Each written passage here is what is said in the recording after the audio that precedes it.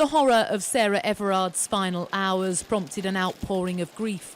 But it was the fact that the man responsible was a serving police officer which added to the disbelief at her fate.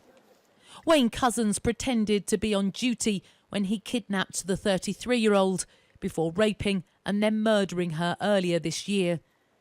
His case is extreme, but he's not alone in abusing a position of trust for sexual gain, and the number of cases being reported has soared.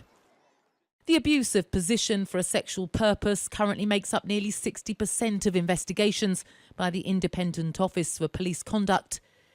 From 2018 to 2021, 66 officers and members of police staff faced disciplinary proceedings as a result, 42 of those in the past year.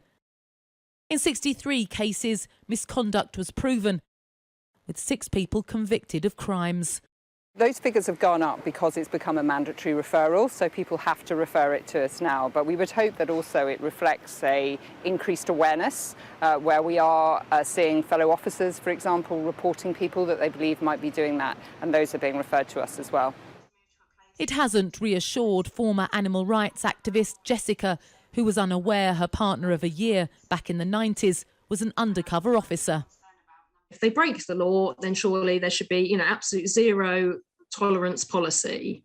And, it needs, again, it's the transparency. Far too many police officers that have done something wrong, it's all swept under the carpet. There's the sort of the policy of, the old boys club.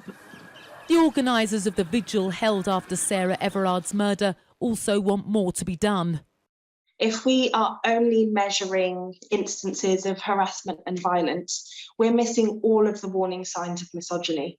This report from the IOPC talks about sexual offences where an officer abuses their power.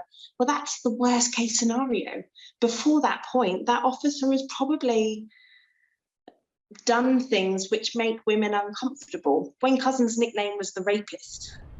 The IOPC is clear that those who abuse their position for sexual gain will be found out. But there's work to be done to rebuild trust in those whose role should be to protect. Emma Birchley, Sky News.